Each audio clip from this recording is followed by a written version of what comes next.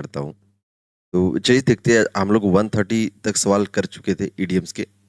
हम लोग जीडी 223 की ईडीएम्स डिस्कस कर रहे हैं, जिसमें टोटल 165 और ओवरऑल देखें 200 ईडीएम्स हम लोग डिस्कस करने वाले हैं, जिसमें लगभग हम लोग 130 ईडीएम्स ऑलरेडी डिस्कस कर चुके हैं। चलिए 131 से देखते हैं। लिखा हुआ है has bigger fish to fly fry. ठीक है, एक बड़ा फिश है फ्राई करने के लिए।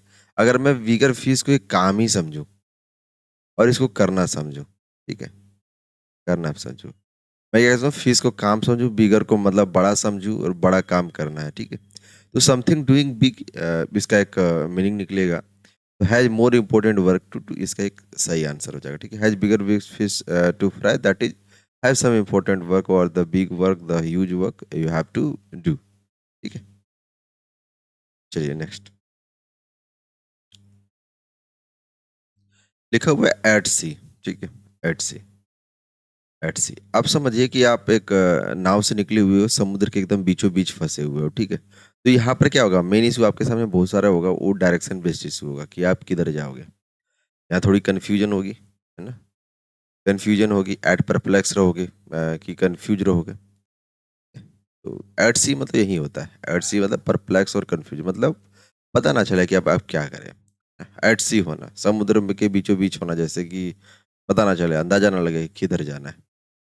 सेकंड नंबर इसका सही हो जाएगा। ये ठीक है। अ, अब देखिए यहाँ पर जो मैं अभी आपको बता रहा था कि डायरेक्ट तो 165 है, लेकिन टोटल 200 टीडीएम्स है। ठीक है, 200 टीडीएम्स है। आप यहाँ पर देखोगे कि ये 4 ईडीएम्स यहाँ पे सीधा ऑप्शन में दिए हुए, इसी तरह लगभग आपको 10 भी मिल जा रहे हैं, बहुत सारे एक्चुअली है। तो देखिए लिखा हुआ है break new ground, new ground को ब्रेक करना। जैसे देखिए यहाँ पे न्यू ग्राउंड को ब्रेक किया जाए, हो सकता है यहाँ पे कुछ बिल्डिंग करने, है ना, हो सकता है कुछ बिल्डिंग बने, खेती हो, मतलब समथिंग न्यू तो होने वाला है, समथिंग न्यू और इनोवेटिव होने वाला है ना। इनोवेटिव, इनोवेटिव क्यों कह रहा हूँ मैं, एक वर्ड इसलिए आ सकता है कि मान लीजिए आप बुर्ज खलीफा का एग्जांपल ले सकते हो। बुर्ज खलीफा, क्योंकि बुर्ज खलीफा का भी जो उस समय क्या होगा, ब्रेक न्यू ग्राउंड किया गया होगा, है ना। तो break new ground that is doing something new, है ना। ब्रेक न्यू ग्राउंड मतलब क्या हो जाएगा, taking a new and innovative project, समझे। तो यहाँ से ये हो जाएगा। लिखा हुआ get a pat on the back, पीठ पे शबासी देना, सिंपल मतलब होता है इसका। इस पिक्चर को देख के आप समझ सकते हो। देखिए मतलब यहाँ क्या है, शबासी देना, है ना, शबासी देना। और इसका यदि मैं मतलब बोलूँ तो डिस्क्राइब्स रिसीविंग वर्बल रिकॉग्निशन और प्रेज, है ना, शबासी देना। लिखा हुआ है go back to the drawing board. Go back to the drawing board किस सेंस में आता था, देखिए मैं इसका ओरिजिन बताता हूँ, ठीक है, उसके बाद मैं इसका अर्थ बताऊंगा आपको।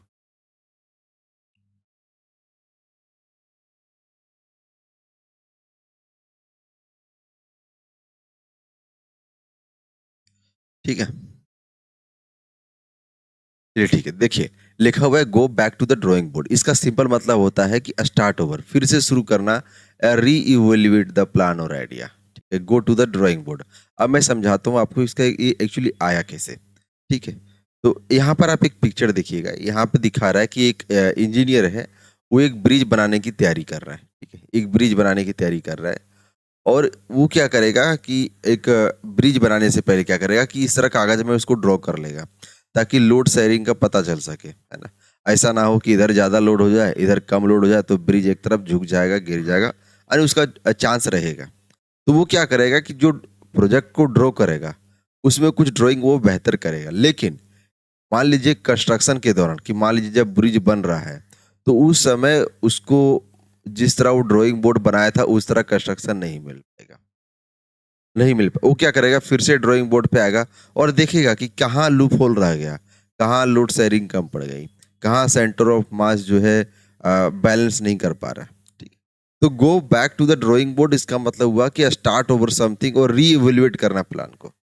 ठीक है, जैसे मान लीजिए कोई पॉलिसी आती है, कोई पॉलिसी आती है ना। अब पॉलिसी में देखिए, अभी जैसे है अभी आयुष्मान योजना का एक पॉलिसी है। आयुष्मान योजना में क्या है कि कई सारे हॉस्पिटल शुरू शुरू में जब आया था जुट गया था, अभी बहुत सारे हॉस्पिटल निकल गए, अभी तो गिनती से एक दो भी नहीं बचा है, ठीक से। आनी क्या किया जाएगा कि अब गो टू द, फिर इसमें आप क्या किया जाएगा, go back to the drawing board किया जाएगा। ड्राइंग बोर्ड मतलब जब इस योजना को बनाया गया था उसमें री एवोल्युएट किया जाएगा कि आखिर क्या कमी रहेगी, क्या दिक्कत रह गया। ठीक है, तो go to the drawing board मतलब फिर से स्टार्ट करना या फिर री एवोल्युएट करना उस प्लान को कि आखिर दिक्कत क्या हो गया था जो हम प्लान बनाए थे। ठीक है, लिखा हुआ है break the back of something. ठीक है,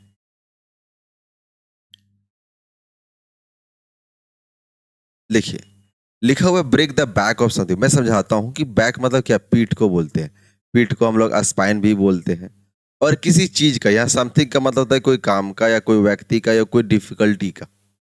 ठीक है, समझे? यहाँ पे break the back of something का मतलब हो गया कि कोई डिफिकल्टी है, कोई चैलेंज है, उसको, उसकी कमर तोड़ देना। मतलब इतनी मेहनत करना, इतनी करेज दिखाना कि कोई डिफिकल्टी आ जाए, कोई चैलेंज आ जाए, सबको खत्म कर देना, सब कंप्लीट कर देना, है ना। इसे लिखा हुआ है कंप्लीट द मोस्ट डिफिकल्ट और challenging part of A task और इंडिवर। ठीक है, समझे कि कोई ऐसा का, देखिए इसका सिंपल मतलब, इसका ओरिजिन कहाँ से आया। इसका ओरिजिन आया था बॉक्सिंग से। बॉक्सिंग मतलब क्या होता था, जैसे मान लीजिए ए बी, एक आदमी लड़ रहा है, ए बी लड़ रहा है। ठीक है, तो अब क्या करता है, एक दूसरे को मारेगा, है ना, ताकि कोई जल्दी बेहोश हो जाए, गिर जाए, लड़ने की क्षमता में आ रहे और दूसरा जीत जाए। या तो इसमें एक तरीका होगा कि वो लंबा समय तक लड़ता रहे, तो इसमें ऐसा होगा खुद भी चोटिल होगा, ये भी चोटिल होगा, हो सकता है जो दूसरा वाला ज्यादा चोटिल हो जाए, वो नॉकआउट हो जाए, वो बाहर हो जाए। लेकिन लंबा समय तक ना लड़ना पड़े, इसमें एक क्या करेगा, ये क्या सोचेगा कि चलो बगल वाला का बैक ही तोड़ देते हैं, है ना। अगर ये डिफिकल्टी, ये जो चैलेंज ये क्रिएट कर रहा है, अगर हम इसका बैक ही तोड़ देंगे तो ये हार जाएगा, हम जीत जाएंगे, है ना। एक टास्क जो होगा ना, जो टास्क मिला हुआ है वो कंप्लीट हो जाएगा, ज्यादा समय ना हमको चोट लगेगा और उसका भी हो जाएगा। तो यहीं पे बॉक्सिंग से ये बना था कि break the back of someone और something. Break the back of someone और समथिंग मतलब जो डिफिकल्टी वो पोज कर रहा था, जो चैलेंज वो दे रहा था, उसको खत्म करना, उसको कंप्लीट करना। जैसे मान लीजिए आप घर बनाने जा रहे हो, आप घर बनाने जा रहे हो, तो आपके घर बनाने से पहले आपके सामने चैलेंजेस होगा, उसका फाउंडेशन।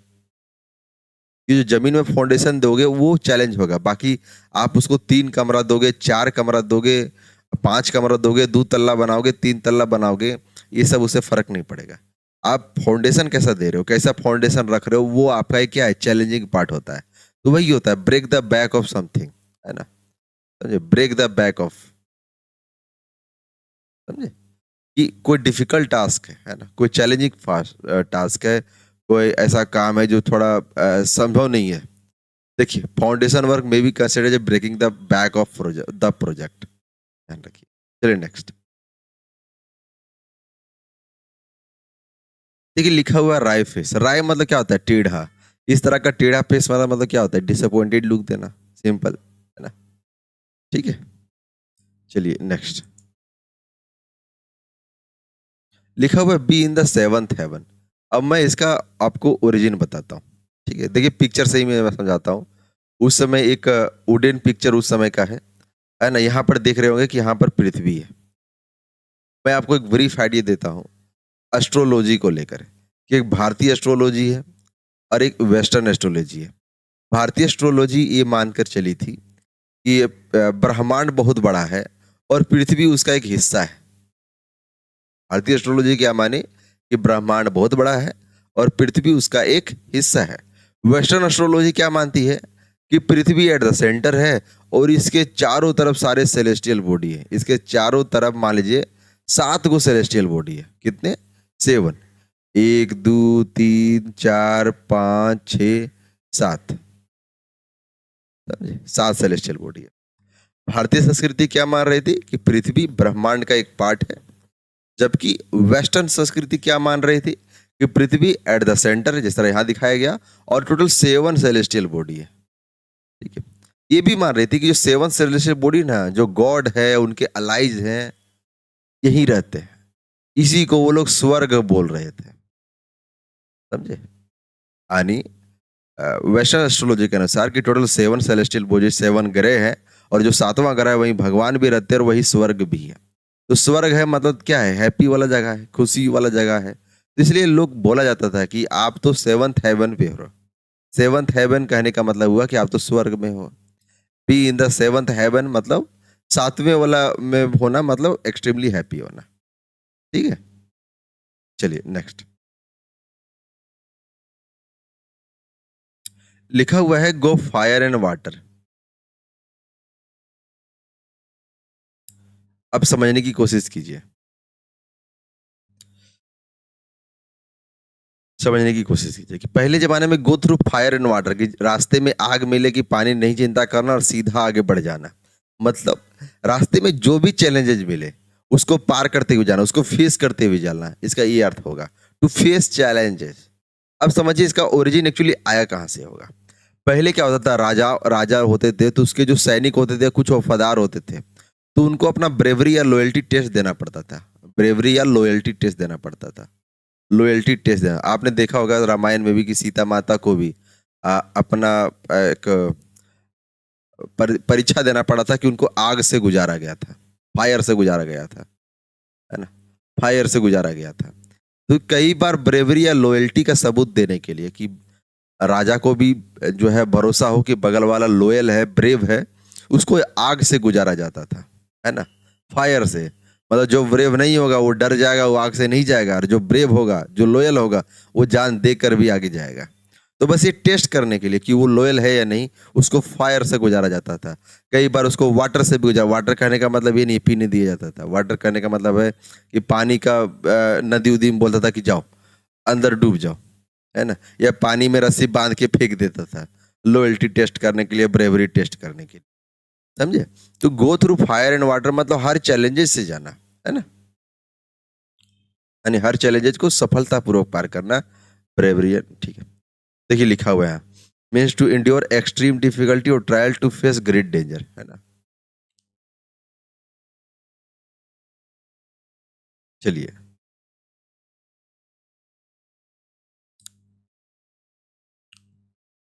यहाँ लिखा हुआ है taste of your own medicine. मैं बताता हूँ आपको कि पहले एक पर्सन था जो मेडिसिन बेचता था, लेकिन वो मेडिसिन क्या था, नकली था, है ना, यानी वो नकली मेडिसिन लोगों को बेचता था। ठीक है, बस उसे पता था कि दवाई ये काम नहीं करेंगी, लेकिन वो अपना फायदा देखता था। एक दिन ये वो खुद बीमार पड़ गया, तो जो लोग उसके आसपास थे वही इसको मेडिसिन दे रहे थे कि लो ये मेडिसिन खा लो, ये मेडिसिन खा लो।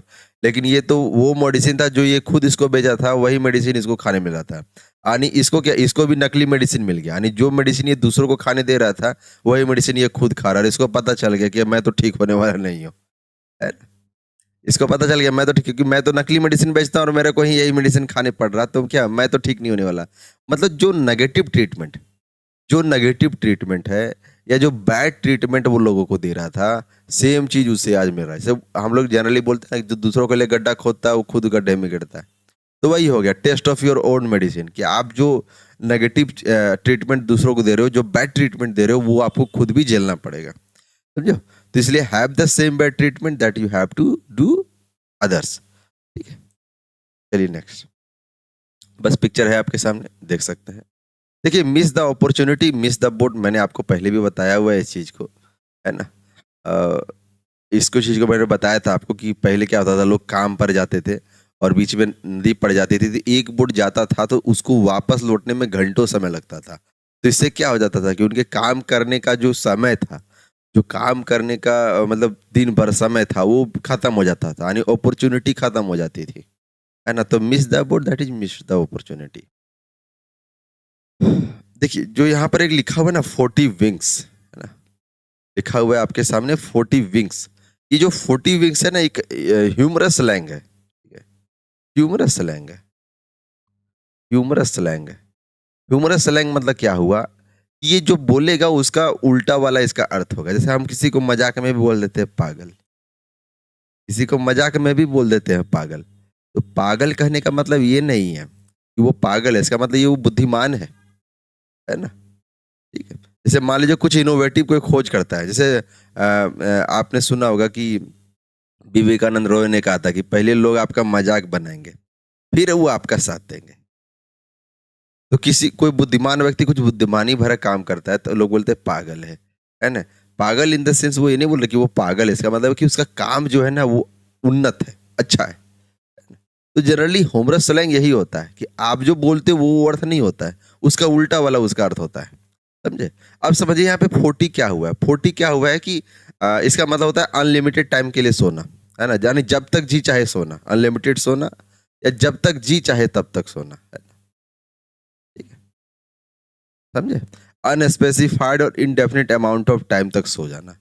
विंक मतलब होता है झपकी लेना, झपकी लेना, यानी जब तक मन करे तब तक सो जाना, तब तक मन करे झपकी लेना। लेकिन हम बोले क्या, ये ह्यूमरस लेंगे, मतलब इसका जो अर्थ है इसका उल्टा अर्थ होगा, यानी अनलिमिटेड टाइम के लिए सोने की जगह होगा कि थोड़ी समय के लिए झपकी लेना। टेक ए शॉर्ट नैप, इसका उल्टा अर्थ हो जाएगा, टेक ए शॉर्ट नैप, समझे। 40 विंक्स, इसका उल्टा अर्थ हो जाएगा, ठीक है। अनलिमिटेड टाइम ना सोगा, एक छोटी सी झपकी लेना, टेक ए शॉर्ट नैप, तो 40 विंक्स इसका एक अर्थ होगा, ठीक है। चलिए,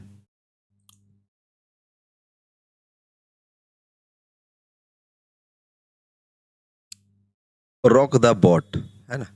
रॉक द बोट मतलब बोट, रॉक मतलब होता है हिलाना, ठीक है, हिलाना। तो रॉक द बोट, आप बोट को हिलाओगे, क्या करोगे, अपसेट द बैलेंस करोगे। आप समझिए कि कैसे ये ओरिजिन आया, ठीक है। अब मैं आपको पिक्चर से समझाता हूँ। देखिए यहाँ पे पहले क्या होता था एक्चुअली, जितने भी शिप बनते थे, जितने भी जहाज बनते थे, उनमें जो सुरक्षा उपकरण था या बैलेंस उपकरण था वो बहुत कम होता था, समझे। यानी जो पहले जमाने के बोट होते थे उनमें सुरक्षा हो या बैलेंस का जो सिस्टम लगा होता था वो बहुत कम होता था।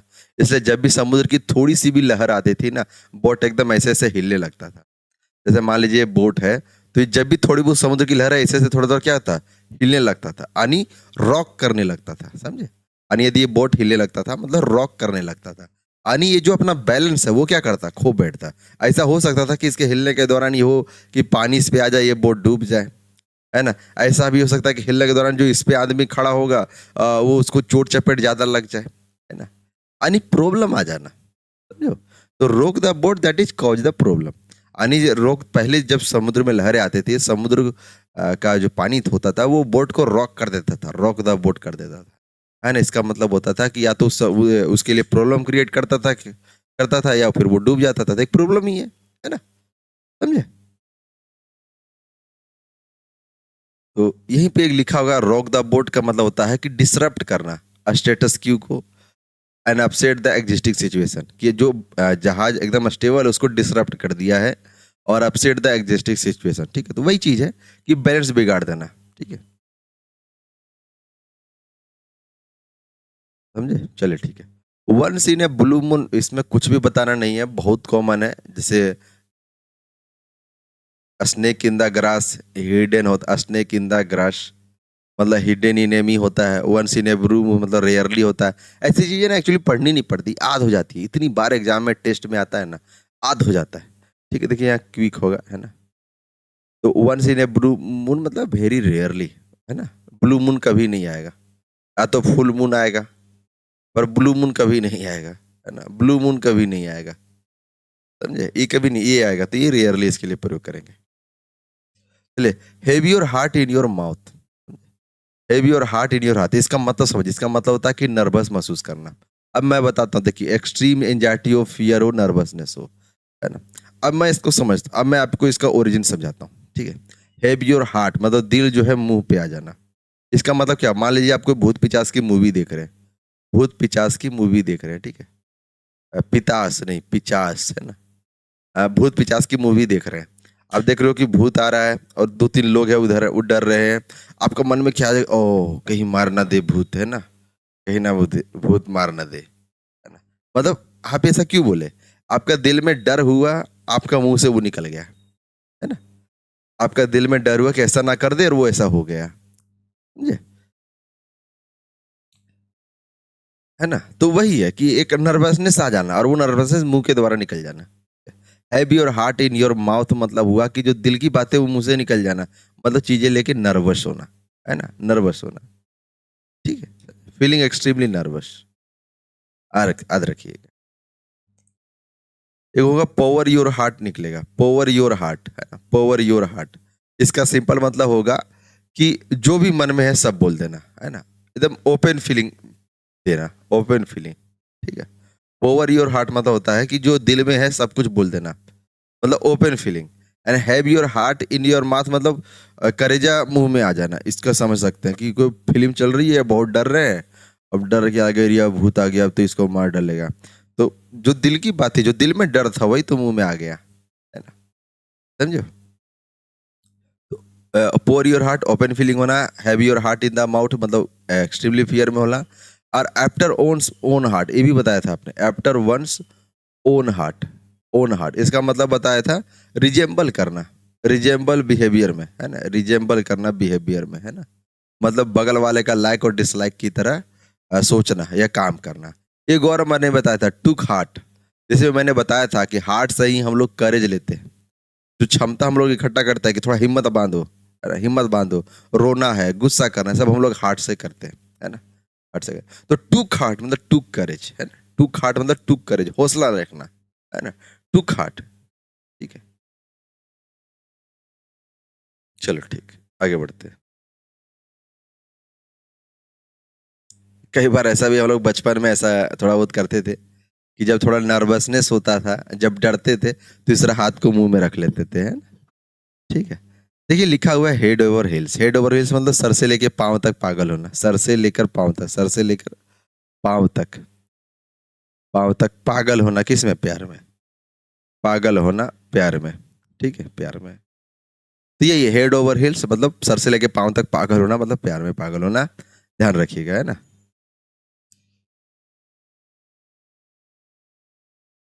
देखिए लिखा हुआ पावर योर ओवन शार्ट, मैंने अभी आपको बताया to express your opinion openly. अब मैं बताता हूँ ये चीप ऑन वन सोल्जर, आप इस पिक्चर में देख रहे होंगे एक मान इसका सोल्जर पर एक चीप है, यानी चीप मतलब क्या? लकड़ी का टुकड़ा, लकड़ी का टुकड़ा। अब पहले क्या होता था, पहले बॉक्सिंग में, कि मान लीजिए एक बॉक्सर जीत जाता है, ठीक है, एक बॉक्सर जीत जाता था। आपने आजकल की फिल्मों में भी देखा होगा कि एक बॉक्सर जीत जाता है तो ओपन चैलेंज करता है कि कोई है जो मुझे हरा सके, है ना? लेकिन पहले जमाने में क्या होता था कि जो बॉक्सर जीतता था वो अपने ऊपर एक लकड़ी का टुकड़ा रखता था और एक ओपन चैलेंज लोगों को देता था कि है किसी में हिम्मत तो ये लकड़ी का टुकड़ा गिरा के मुझसे लड़के दिखाओ। तो जो भी व्यक्ति आता था वो इस लकड़ी का टुकड़ा गिरा देता, उसको इसे फाइट करना पड़ता था, है ना? यानी लिटरली ये जो यहाँ चिप रखता था ना सोल्जर, वो बगल वाले को एंगर दिखाने के लिए, बगल वाले को चैलेंज करने के लिए रखता था कि तुम में हिम्मत है तो आके ये लकड़ी का टुकड़ा गिराओ और मुझसे जीत कर दिखाओ। Chip on one shoulder that is someone को वो क्या कर रहा है? एंग्री कर रहा है, चैलेंज कर रहा है, उसके सामने डिफिकल्टी क्रिएट कर रहा है कि आओ लड़के जीत के दिखाओ। तो an attitude that leads one two become easily anger, तो यही से दिखता है कि एक चीप ऑन वन सोल्जर मतलब क्या होता है कि एक ऐसा एटीट्यूड प्रस्तुत करना कि बगल वाला गुस्सा हो जाए, है ना? ओपन चैलेंज करना, है ना? समझो आपके सामने कोई आके लकड़ी इस तरह रख के बोलेगा है मत तो मेरे से लड़के दिखाओ, तो कुछ लोग होंगे जो गुस्सा हो जाएंगे, है ना? यार तुम ज्यादा बाहुबली बन गए हो का, है ना? ठीक है। देखिए वहीं पर यहाँ पर आप पढ़िएगा इसका ओरिजिन, तो वही लिखा हुआ है कि where a person would place a small chip of wood on their shoulder and dare, dare मतलब क्या होता है? चैलेंज करना, चैलेंज करना to someone knock it off, knock it off मतलब गिराना, कि बगल वाला को बोलेगा कि गिरा के दिखाओ। If the chip was knocked off मतलब चिप गिर गया, it could lead to a fight, की एक फाइट को जन्म दे देता था, ठीक है? तो thus the chip on one shoulder evolve from the practice to symbolize someone who is constantly looking for a reason to be angry and confrontation। ठीक है, चलिए नेक्स्ट पढ़ते हैं। लिखा हुआ है आपके सामने बाइट द बुलेट, अब मैं इसका भी ओरिजिन आपको बताता हूँ। बाइट द बुलेट आया है आर्मी से। आर्मी क्या हुआ कि मान लीजिए कहीं लड़ने गई है जंग के मैदान में, और वहां पे एक पर्सन है, आर्मी पर्सन है, उसको गोली लग गया, उसको क्या लग गया? गोली लग गया, गोली लग गया। अब वहां पर तो ऑपरेशन थिएटर होगा नहीं, और लंबे समय तक गोली छोड़ेंगे जहर पूरे शरीर में फैल जाएगा, तो करना क्या पड़ेगा कि उस गोली को निकालना पड़ेगा। तो जब आप उस गोली को निकालोगे तो आपके सामने एनेस्थेसिया व दर्द की दवा कुछ तो ऐसा होगा नहीं कि इतना बड़ा ऑपरेशन आप कर दो, यानी ऑपरेशन करके ही निकालोगे। तो इस स्थिति में क्या होता था कि जो ये आर्मी सैनिक होता था, इसको बोला जाता था कि जो है अपना मुंह में ना गोली गोली दबा लो, मतलब इस तरह जो है गोली दबा लो, ताकि हम जब ऑपरेशन करें तो तुमको कम दर्द का एहसास हो, मतलब ध्यान भटकाने के लिए बाइट द बुलेट, ठीक है? बाइट द बुलेट कि जो हम गोली तुम्हारा निकालेंगे उसको झेलना के लिए, यानी जो डिफिकल्टी, जो दर्द उसके कारण, जो पेन उसके कारण क्रिएट होगा, तुम उसको झेल सको, इसलिए बोले थे बाइट द बुलेट कि ये बुलेट को दांत से दबाए रखो, है ना? टू एक्सेप्ट द डिफिकल्टी और अनप्लीजेंट सिचुएशन, यहाँ से ये आता है कि बाइट द बुलेट मतलब जो डिफिकल्टी है, उस समय जो बुलेट ही था, डिफिकल्टी को एक्सेप्ट कर, डिफिकल्टी को शांत करने के लिए, दर्द को शांत करने के लिए। तो बाइट द बुलेट मतलब टू एक्सेप्ट डिफिकल्टी, है ना, ध्यान रखिएगा। देखिए स्लैप ऑन द रिस्ट लिखा हुआ है। बचपन में भी छोटी मोटी पनिशमेंट इस तरह मिल जाती थी, है। ये स्लैप ऑन द रिस्ट आप आगे कर सकते, ये स्मॉल पनिशमेंट, ठीक है। चलिए ठीक है। इन द लॉन्ग रन आगे कर, देखिए ये रेस से आया हुआ एक इडियम से, है ना। इन द लॉन्ग रन समझिए, जैसे मान लीजिए एक रेस है लगभग 1 किलोमीटर का, 1 किलोमीटर का। तो मान लीजिए जो यहाँ से दौड़ेगा वो 1 किलोमीटर इंड कहीं तो इंड करेगा, है ना। यानी एक लॉन्ग रन लेगा तो मतलब कहीं ना कहीं इंड पे जाएगा। तो वहीं से बना हुआ है कि इन द लॉन्ग रन मतलब इन द इंड, है ना। कि इस लॉन्ग रन मतलब इस लंबे रन के बाद मतलब इन द इंड आखिर कर, दोनों का सेम मतलब निकलता है। इन द लॉन्ग रन बोलिए या इन द एंड बोलिए, सेम है, क्योंकि ये रेस से आया हुआ है। क्या तो आप एक लॉन्ग रन चल लीजिए या फिर आप सीधा एंड पे पहुंच जाइए, है ना। यहीं से बना हुआ है। चलिए ठीक, नेक्स्ट लिखा हुआ है आर्म टू द टीथ। देखिए मैं पिक्चर के माध्यम से आपको समझाता हूँ आर्म टू द टीथ मतलब क्या होता है। आर्म टू द टीथ, पहले क्या होता था कि जब सोल्जर बॉर्डर पर लड़ने जाते थे ना, तो उनके पास अपना आर्म ले जाने के लिए, मतलब आर्म जितना भी हथियार वगैरह है, ये सब ले जाने के लिए व्हीकल्स होते थे, है ना। ये व्हीकल्स होते थे, व्हीकल्स पे लादे वहां पहुंच के, लेकिन पहले नहीं होता था। अभी जैसे हथियार कहीं पहुंचाना है तो व्हीकल्स है, हेलीकॉप्टर है, छोटे मोटे जुगाड़ हैं जिससे आप पहुंचा देते हो, लेकिन पहले नहीं था। पहले सोल्जर को सारे हथियार अपना खुद अपने पीठ पे लाद कर ले जाना पड़ता था, यानी फुली लोडेड होता था, है ना। फुल्ली आर्म्ड होता था, है ना, फुल्ली आर्म्ड होता था। यानी जितना हथियार मिल सके खुद पे लाद लिया। मान लीजिए एक बड़कांगो हथियार ले जाना है, मशीन गन ले जाना है, तो उसका पुर्जा पुर्जा 3-4 सैनिकों को दे दिया जाता था कि इसका पुर्जा तुम ले जाओ, ये ले जाओ, ये ले जाओ, वहां जाके सेट करके इसको इस्तेमाल करना है। तो वहीं से बना कि आर्म टू द टीथ मतलब फुल्ली आर्म्ड होना, है ना। कि तो दांत तक किसी को जो है आर्म कर देना, इसका मतलब वो क्या, फुल्ली आर्म होना, फुल्ली आर्म्ड होना, ठीक है। तो वही इसका अर्थ यहाँ पे लिखा होगा, आप देख सकते हो। लिखा हुआ है कैरिंग या lot of weapon. Arm to the teeth मतलब क्या हो गया, बहुत सारा वेपन लेकर चलना, ठीक है। देखिए लिखा हुआ है स्टार्ट ऑफ। स्टार्ट ऑफ मतलब होता है शुरू करना, ठीक है। स्टार्ट ऑफ मतलब क्या होता है, शुरू। तो सिचुएशन यू स्टार्ट अगेन, मतलब स्टार्ट करना। और एक आपका सीएचएसएल 2013 में पूछा हुआ स्टार्टेड हिज लेक्चर, है ना। यहाँ पर विथ का प्रयोग नहीं होगा, ओन होगा। विथ का प्रयोग टूल के साथ करते हैं कि विथ नाइफ, ऐसा। तो the principal started his lecture on a pessimistic notes, ये आपका सही आंसर होता है। चलिए देख लेते हैं जुदास कीस। देखिए जुदास कीस का मतलब क्या होता है कि डिसीटफुल प्रिटेंस ऑफ फ्रेंडशिप, आप नहीं समझोगे। मतलब एक फ्रेंड ऐसा बनाना कि जो धोखा दे, एक फ्रेंड ऐसा बनाना जो धोखेबाज हो, धोखेबाज दोस्त बनाना, मतलब फ्रेंड भी निभाएगा और धोखा भी देगा, ऐसा। समझिए कहाँ से आया है। देखिए जेसस थे, उन्हीं का एक डिसिपल था जुदास, ठीक है। जेसस उसी का एक फ्रेंड था जुदास, मतलब डिसिपल शिष्य था। ये जुदास क्या करता है, इनको किस करता है, मतलब किस करने के बाद ये दिखाना की कोशिश करता है कि ये इसका फ्रेंड है, इसका हमदर्द है, इसका सखा है ना, इसका दर्द है, इसका हम इसका सखा है। और जुदास क्या करता है, जेसस को किस करता है। और ये किस करके, क्योंकि अमेरिकन कल्चर में किस करना या फिर दूसरे कल्चर में देखो किस क्या फ्रेंडशिप का निशानी होता है, ठीक है। तो किस करता है ये दिखाने के लिए उसका फ्रेंड है, हमदर्द है, सखा है। लेकिन यही जो है गद्दारी करता है, यही धोखा करता है। इसी के कारण क्या होता है, जेसस को जेल जाना पड़ता है। जेसस को क्या, जेल जाना पड़ता है, जेसस को जेल जाना पड़ता है, उनका क्रूसिफिकेशन होता है, ठीक है।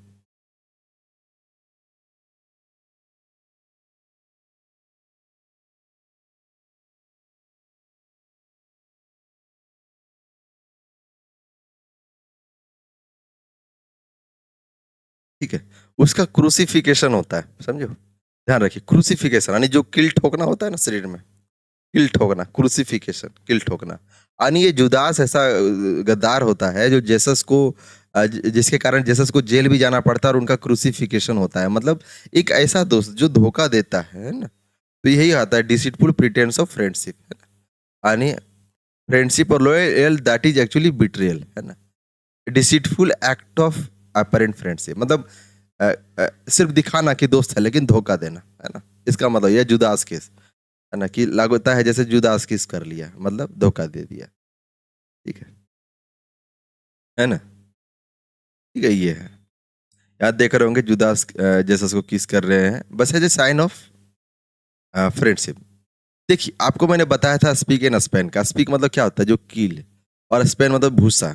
जैसे मैंने बताया था कि पहले जमाने में जो सीप बनता था, तो वो नया नया जो बनता था उसमें नया नया कील वगैरह होता था, नया नया स्पीक होता था, और कहीं उसमें मान लीजिए थोड़ा बहुत कट्टा छटा है तो उसको भरने के लिए स्पैन होता था। तो ये जब ये सब तरह से जब एक सीप तैयार होती थी तो वो एकदम नया दिखता था, एकदम चकाचक साफ सुथरा, तो वहीं से बना स्पीक एंड स्पैन, मतलब समथिंग नीट एंड क्लीन। देखिए ऑन द फेंस लिखा हुआ है, ऑन द फेंस मतलब होता है हाल्टिंग बिटवीन टू ऑप्शन, या अनडिसाइसिव होना कि किधर जाए क्या करें, अनडिसाइसिव होना, ऑन द फेंस होना, ऑन द फेंस होना मतलब अनडिसाइसिव होना। मैं आपको एक पिक्चर के माध्यम से दिखाता हूँ, आपको ये चीज याद हो जाएगी। ठीक है, देखिए यहाँ पे दिख रहा हूँ विराट कोहली है, ये फैंस है, तो फैंस के वो साइड क्या है, अनुष्का शर्मा, और ये साइड क्या है, करियर है ना, ये साइड करियर है, एक साइड अनुष्का शर्मा है। अब विराट कोहली क्या हो गया, ऑन द फेंस हो गया कि अनुष्का शर्मा की तरफ जाए कि इधर जाए। है ना, ओ सिट ऑन द फेंस मतलब कंफ्यूज होना, अनडिसाइसिव होना, अनडिसाइसिव होना कि किधर चले कि क्या काम करें, है ना, अनडिसाइसिव होना, ऑन द फेंस होना।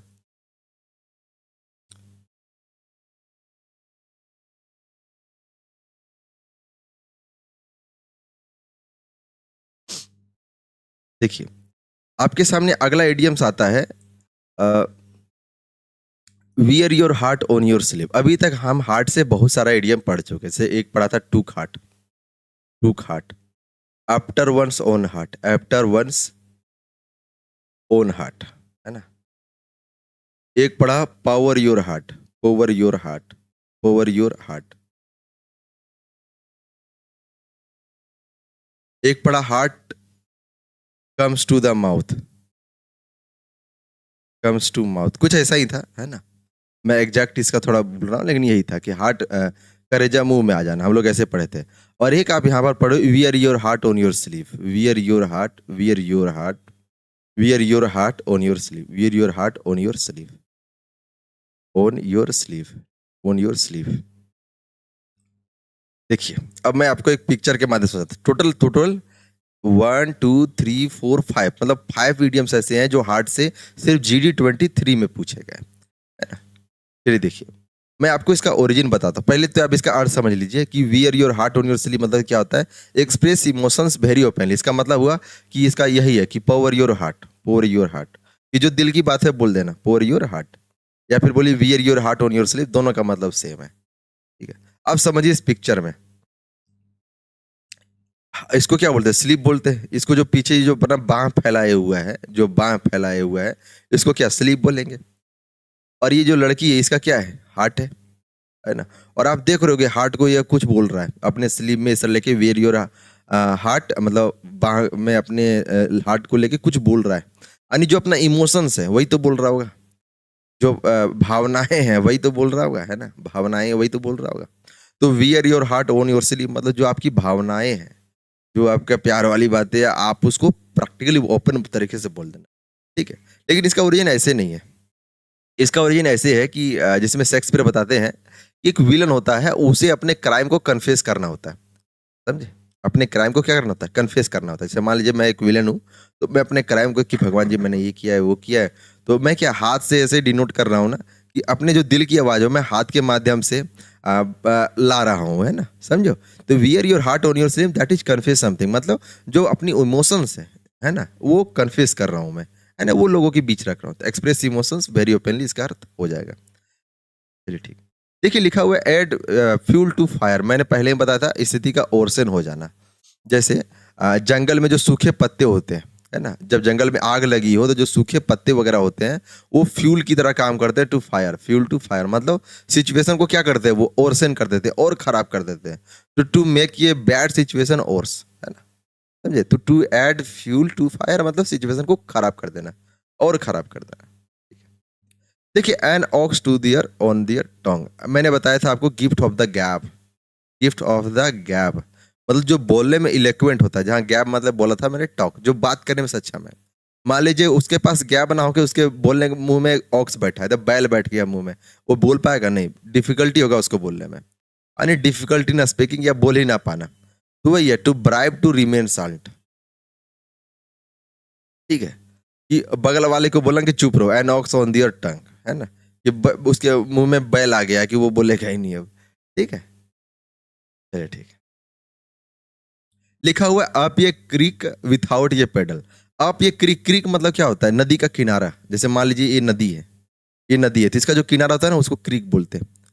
आप क्रीक मतलब क्या हुआ कि किनारे से थोड़ा बाहर है ना, किनारे से थोड़ा क्या है, बाहर है, यहाँ पे है। और यहाँ पर ये पेडल मतलब क्या होता है? वो चाबुक जिससे चलाया जाता है। चाबुक ऐसे होता है ना, जैसे नदी में तैरने के बाद जो है नदी से नाव आगे बढ़ती है, ये है ही नहीं।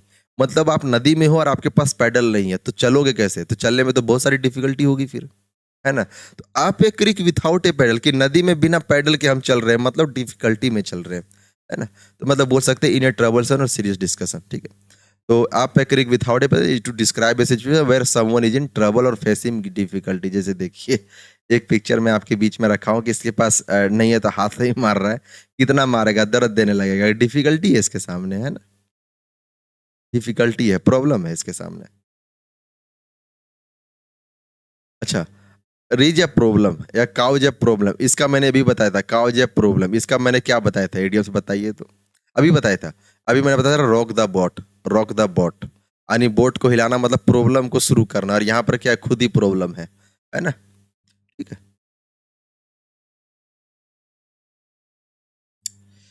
देखिए यहाँ पर मैं सारी चीजें आपको अच्छे से बताता हूँ, और ये चार शायद ये लास्ट होगा। At the 11th our, 11th our क्यों बोला जाता है? देखिए जब फर्स्ट वर्ल्ड वार था ना, फर्स्ट वर्ल्ड वार था, फर्स्ट वर्ल्ड वार था, उस इंड कब हुआ? तो इंड हुआ था नवंबर महीना में, मतलब 11वां महीना में था।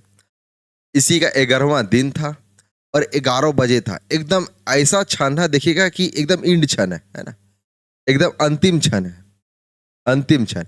इस रिस्पेक्ट में कि वो 11 है, अंतिम क्षण किस रिस्पेक्ट में कि वो 11 है। जैसे हम लोगों ने एक बार देखा था कि 12-12-12, कि तीनों दिन जो है 12-12 हो गया, 12 महीना 2012 और 12 बजे। लेकिन उसके बाद कभी ये टाइम मैच नहीं किया, समझिए, 12वां महीना 12 बजे और 12 दिन, इसके बाद ये कभी टाइम मैच नहीं किया, है ना, समझो। तो वही है कि 11वां महीना 11वां दिन 11 बजे, मतलब एकदम अंतिम क्षण में, है ना। तो एट द 11th आवर मतलब क्या, अंतिम क्षण में, एट द लास्ट मिनट। ठीक है, बाकी चीजें मैंने आपको सब्स्टिट्यूट बेस एरर में आपको बताए हैं, और जो भी थोड़ा बहुत छूट जा रहा है वो भी मैंने सब आपको बता दिया है। तो अगर आपको इडियम से जानना है तो आप सब्स्टिट्यूट बेस एरर में जाएं, वरना मैं आपको नेक्स्ट वीडियो में सब बताऊंगा। अभी मुझे थोड़ा बिजी हूँ, तो इसलिए मैं थोड़ा अभी इसको